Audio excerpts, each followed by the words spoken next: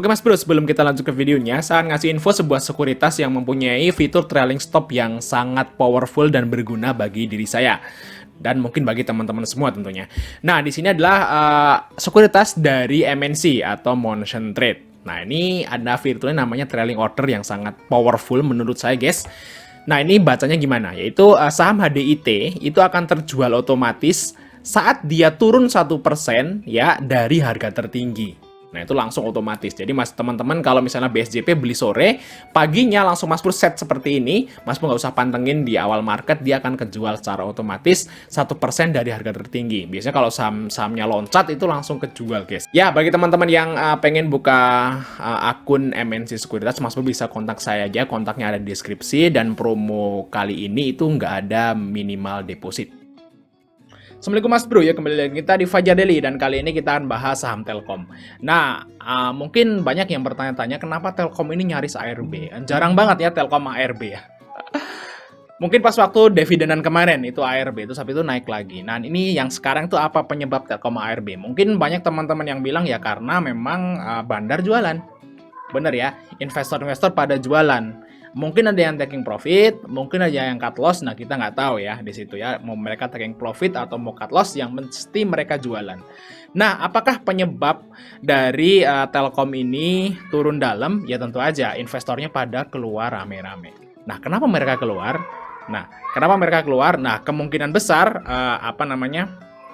karena masalah dengan GoTo, guys. Karena Telkom ini punya investasi di GoTo dengan AVG 270. Nah, karena GoTo hari ini itu turun terus, nah kemungkinan nanti laporan keuangan kuartal 4-nya juga akan tergerus karena kerugian investasi tersebut. Nah, kalau Mas melihat laporan keuangan itu kerugian atau keuntungan investasi itu akan masuk di sini. Dan ini akan mempengaruhi laba usaha. Nah, net profitnya itu akan terpengaruh, guys. Nah, kalau misalnya investasinya Telkom di GoTo ini terus minus, nah nanti di sini ini akan gede tanda kurungnya atau pengurangannya akan gede. Jadi nanti laba periode berjalannya akan lebih kecil. Seperti itu guys ya. Itu yang menyebabkan mungkin para investor itu keluar di GoTo karena mereka berasumsi bahwa net profit atau laba periode berjalan dari Telkom itu akan tergerus, akan lebih kecil daripada tahun lalu karena akibat dari investasi Telkom di GoTo. Nah, kalau kita lihat di sini si Telkom guys ya. Kita lihat Telkom di sini itu kuartal net profit dari kuartal 3 di tahun 2022 itu lebih kecil daripada kuartal 3 di tahun 2021. Bener ya? Ini karena rugi di sini guys ya, di investasinya ini. Kerugian investasinya si Telkom itu 3 triliun. Kalau tahun kemarin kuartal 3 tahun 2021 itu malah profit 400 miliar. Mas boleh lihat di sini, ini fakta. Nah, yang tahun 2021 investasi Telkom itu profit 400 miliar. Di kuartal 3 2022 itu rugi 3 triliun. Nah, ini yang menyebabkan net profit atau laba bersih dari Telkom ini turun padahal pendapatannya naik. Betul ya. Nah, nanti kalau di kuartal 4 ini GoTo nggak naik dan malah terus turun, nah ini akan menyebabkan Telkom ini mengalami kerugian investasi, dia akan mengurangi laba dan akan menyebabkan net profitnya itu akan turun. Dan kalau kita lihat di sini guys, di kuartal 4-nya. Nah, kita lihat 12 mon. Di kuartal 4 Telkom itu di tahun 2021 adalah 24 triliun. Nah, kalau kita diasumsikan oleh IPOT di sini itu sekitar 22 triliun. Dan mungkin aja kalau GoTo terus turun itu nggak akan segini. Mungkin sekitar 20. Nah, itu penurunnya sangat signifikan guys. Dari 24T ke 20T. Ini turunnya mungkin udah mungkin berapa? 20%. 15-20% kan udah gede. Gitu guys, itu yang menyebabkan mungkin investor itu sebagian pada keluar di Telkom. Ya karena mereka itu udah ngitung-ngitung ya, udah tahu bahwa kuartal 4 Telkom akan lebih jelek daripada kuartal 4 Telkom di tahun 2021. Betul guys, dan kira-kira berapa kerugian Telkom di saham Goto? Nah, ini juga pertanyaan, kira-kira berapa kerugian Telkom di saham Goto saat ini? Nah, kalau kita lihat di sini, kalau kita lihat di sini, investasi Goto di Telkom itu adalah 6,4 triliun. Nah, itu adalah investasi Telkom di Goto itu adalah 6,4 triliun. Nah, kalau kita lihat di sini untuk AVG-nya adalah 270. Dan saya udah hitung di kalkulator saham seperti ini guys ya. Nah, ini kalkulator saham. Nah, ini Telkom, kalau kita lihat di sini kerugian Telkom saat ini dengan AVG 115 ya.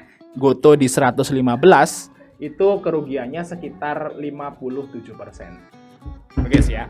Sekitar 57% kalau dari 270 ke 115. Nah, kita coba hitung aja kira-kira kerugian Telkom itu berapa di saham Goto. Nah, kita lihat di sini 6,4 triliun. Nah, dikurangi berarti 43 ya. Dikurangi 43.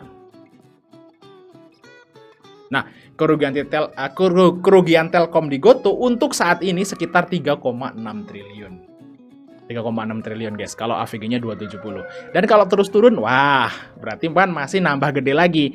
Dan ini akan masuk pengurangan laba nanti. Nah, kalau di kuarter 3 aja, ya ini di kuarter 3 aja udah sekitar 3 triliun ruginya. Nah, kalau ditambah dengan kerugian Goto lagi, ya mungkin aja di sini bisa 5 atau 6 triliun. Nah, kalau 5 atau 6 triliun kita balik lagi ke prediksi di sini, berarti ya mungkin di sini bisa sekitar 20 ya, 20 atau 19 triliun. Nah, berarti akan turun sekitar 5 triliun lebih sedikit daripada kuarter 4 2021. Nah, itu guys ya, yang menyebabkan mungkin aja para investor itu keluar dari saham Goto karena kemungkinan profit dari Goto, kalau misalnya asumsi itu operasional profitnya itu sama gitu ya, akan lebih rendah sekitar 4-5 triliun di kuarter 4 2022 dibanding kuarter 4 2021. Nah, itu dia yang ditakutkan guys. Kenapa Telkom ini dibuang oleh investor.